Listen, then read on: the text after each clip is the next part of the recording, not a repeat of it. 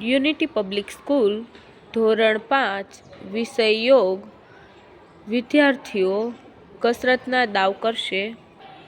Parade વિશ્રામ. સાવધાન. विश्राम. सावधान. एक साथ पहला दाव शुरू करेंगे. शुरू कर.